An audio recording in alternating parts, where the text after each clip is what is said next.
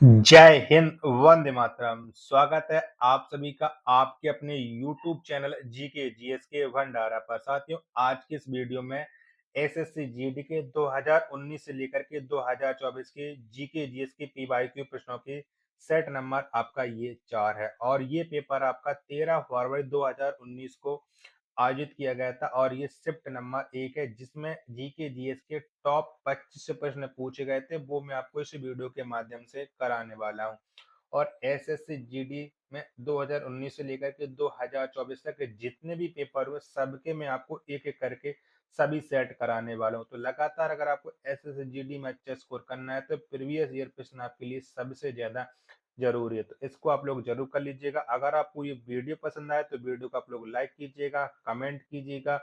Channel को आप लोगों ने अभी तक सब्सक्राइब नहीं कर रखा होगा तो चैनल को आप लोग जरूर सब्सक्राइब कर लीजिएगा। तो फिर चलिए शुरू करते हैं बिना टाइम वेस्ट करे। तो पहला प्रश्न क्या है कि निम्नलिखित में से कौन सा त्योहार विष्णु के 52 अवतार से जुड़ा हुआ है? तो कौन सा त्योहार जुड़ा हुआ है?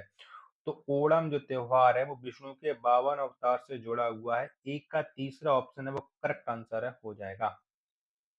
दूसरा प्रश्न है आपके सामने कि फरवरी 2019 तक नीति आयोग के वर्तमान उपाध्यक्ष कौन है? तो कौन थे? तो फरवरी 2019 तक नीति आयोग के उस समय जो वर्तमान उपाध्यक्ष थे वो थे राजीव कुमार।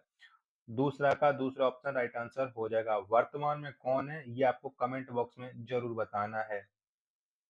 तीसरा प्रश्न आ जाता है आपके सामने कि निम्नलिखित संविधान में भारत को डॉट डॉट घोषित किया गया है। तो भारत को क्या घोषित किया गया है?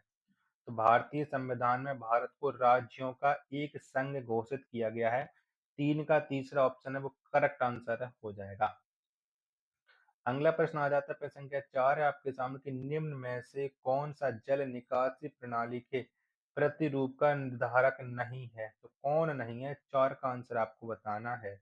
तो जल निकासी प्रणाली का स्रोत ये नहीं है। 4 का दूसरा ऑप्शन है वो करेक्ट आंसर हो जाएगा। आशा करता हूँ कि आपको ये वीडियो जरूर पसंद आ रही होगी, तो वीडियो को लाइक कीजिएगा, कमेंट कीजिएगा और चैनल को आप लोग जरूर सब्सक्राइब कर लीजिएगा। पांचवा प्रश्न है आपके सामने कि सूफी परंपरा के संदर्भ में खान खाए शब्द का अर्थ क्या है? तो बताओ क्या अर्थ है? 5 का आंसर आपको बताना है। तो इसका जो अर्थ होता है वो एक धर्मशाला है। 5 का तीसरा ऑप्शन है वो राइट आंसर है, हो जाएगा। छठवां प्रश्न है आपके सामने कि परमाणु संलयन के बारे में निम्नलिखित में से क्या सही नहीं है? तो बताओ क्या सही नहीं है, ये आपको बताना। छठवां का राइट आंसर क्या हो जाएगा? दो ऑप्शन ये दे और दो ऑप्शन आप लोग ये देख लीजिएगा। इस प्रक्रिया का उपयोग करके परमाणु बम बनाने के लिए किया जाता है, ये बिल्कुल सही नहीं है। दूसरा ऑप्शन है वो राइट आंसर है, हो जाएगा। चलेगा। अगला प्रश्न संख्या 7 है आपके सामने कि निम्नलिखित में से कौन सी जोड़ी सही ढंग से मेल नहीं खाती है? बताओ कौन सी जोड़ी नहीं खाती है? 7 का आंसर आपको बताना है। चलिएगा। तो मैग्नीशियम हाइड्रोक्साइड MgOH2 ये बिल्कुल जोड़ी है वो सही नहीं खाती है। तो 7 का पहला ऑप्शन देने वाले सभी लोगों का करेक्ट आंसर हो जाएगा। चलेगा। आठवां प्रश्न आ जाता है आपके सामने कि निम्नलिखित में से कौन सा मनी ट्रांसफर सिस्टम 24/7 गुणित 365 पैसे के हस्तांतरण की अनुमति देता है? तो ये कौन देता है बताना है। तो ये देता IMPS देता है। 8 का पहला ऑप्शन करेक्ट आंसर है, हो जाएगा। नौवां प्रश्न है कि निम्नलिखित में से कौन सा एक कृत्रिम पारिस्थितिकी तंत्र नहीं है? तो बताओ कौन सा नहीं है। एक बांध का जलाशय ये एक पारिस्थितिकी तंत्र नहीं है। नौमा का पहला ऑप्शन है वो राइट आंसर हो जाएगा। 10वां प्रश्न है कि निम्नलिखित में से किसे भारत का पहला मानव अंतरिक्ष यान कार्यक्रम करार दिया गया? तो ये किसे करार दिया गया है? 10 का आंसर आपको बताना है। तो ये गगनयान को करार दिया गया है। 10 का दूसरा ऑप्शन है वो राइट आंसर है, हो जाएगा। 11वां प्रश्न आ जाता है आपके सामने कि निम्नलिखित में से कौन सा हड़प्पा शहर नहीं था? तो कौन सा नहीं था? तो मेहरगढ़ ये हड़प्पा शहर नहीं था। 11 का तीसरा ऑप्शन करेक्ट आंसर हो जाएगा। 12वां प्रश्न आ जाता है आपके सामने कि डॉट डॉट को नोबेल शांति पुरस्कार 2018 से सम्मानित किया गया। तो किसे मिला था शांति का नोबेल पुरस्कार 2018 का? तो ये मिला था नादिया मुराद को। 12 का पहला ऑप्शन है वो करेक्ट आंसर है, हो जाएगा। 13वां प्रश्न है आपके सामने किस भारतीय क्रिकेटर ने 2018 के बाद साल के अंत में MRF tyres ICC test player ranking में 30 स्थान प्राप्त किया। तो 2018 के बाद किसने किया था ये आपको बताना है। 13 का राइट आंसर तो ये किया था विराट कोहली ने। पहला ऑप्शन है वो करेक्ट आंसर आप लोगों का हो जाएगा। चलिएगा 14वां प्रश्न है आपके सामने कि निम्नलिखित में से कौन सा नीले लिटमस को लाल है। बताओ कौन कर देता है। तो नीले लिटमस को लाल ये सिरका कर देता है। 14 का पहला ऑप्शन राइट आंसर हो जाएगा। 15वां प्रश्न है आपके सामने कि भीमबेटका एक विश्व धरोहर स्थल के लिए जाना जाता है। बताओ ये किसके लिए जाना जाता है। 15 का आंसर आपको देना है। तो ये प्रेग ऐतिहासिक शैलाश्रय के लिए जाना जाता है। 15 का दूसरा ऑप्शन है वो राइट आंसर हो जाएगा।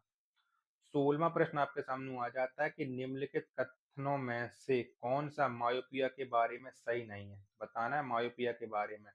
देख लीजिएगा ऑप्शन आप एक एक करके देख लीजिएगा चारों ऑप्शन।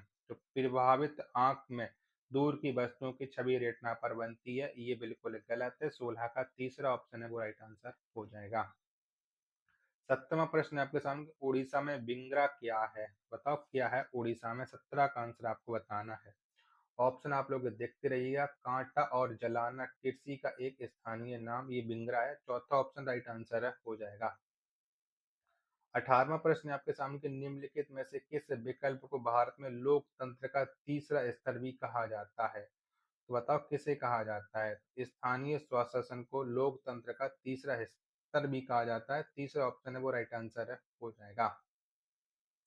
19वां प्रश्न है आपके सामने कि निम्नलिखित में से किस शासक ने अढ़ाई दिन का झोपड़ा नामक मस्जिद का निर्माण किया। तो किसने किया था। तो आपको पता है कि अढ़ाई दिन का झोपड़ा का जो निर्माण करवाया था वो कुतुबुद्दीन ऐबक ने करवाया था। 19 का चौथा ऑप्शन है वो राइट आंसर हो जाएगा। 20वां प्रश्न है आपके सामने कि निम्नलिखित में से कौन सा संवैधानिक संशोधन शिक्षा का अधिकार प्रदान करता है। तो कौन करता है ये आपको बताना है। 20 का राइट आंसर क्या हो जाएगा। चलिएगा चारों विकल्प आपकी स्क्रीन पर सो रहे हैं। तो 86वां संविधान संशोधन करता है। ऑप्शन संख्या 4 इसका राइट आंसर हो जाएगा। 21वां प्रश्न है आपके सामने कि भारत में ऋण के औपचारिक स्रोतों को विनियमित करने के लिए निम्नलिखित में से कौन सी संस्था जिम्मेदार है। कौन संस्था जिम्मेदार है। तो ये आरबीआई जिम्मेदार है। 21 का पहला ऑप्शन है वो राइट आंसर है हो जाएगा। वीडियो पसंद आए तो वीडियो को अपने दोस्तों के पास आप ज्यादा से ज्यादा शेयर कर दीजिएगा। 22वां प्रश्न आपके लिए सामने आ जाता है कि निम्नलिखित में से किस संगठन ने मौलाना अबुल कलाम आजाद ट्रॉफी 2017-18 प्राप्त की है। तो ये किसने प्राप्त की ये आपको बताना है। देख लीजिएगा चार ऑप्शन आपकी स्क्रीन पर शो रहा है। तो गुरु नानक देव विश्वविद्यालय ने की है। चौथा ऑप्शन राइट आंसर हो जाएगा 22 का। 23वां प्रश्न आपके सामने आ जाता है कि भारतीय आर्थिक सर्वेक्षण डॉट डॉट द्वारा प्रकाशित किया गया। तो ये किसके द्वारा प्रकाशित किया। कौन से विभाग के द्वारा किया गया है। तो ये आर्थिक मामलों का विभाग द्वारा प्रकाशित किया गया है। 23 का दूसरा ऑप्शन है वो राइट आंसर हो जाएगा। 24वां प्रश्न है आपके सामने कि भारत में ब्रिटिश शासन के दौरान गुमास्ता था। बताओ क्या था। 24 का आंसर आपको बताना है। चलिए ऑप्शन आप लोग पूरे देख लीजिएगा चारों।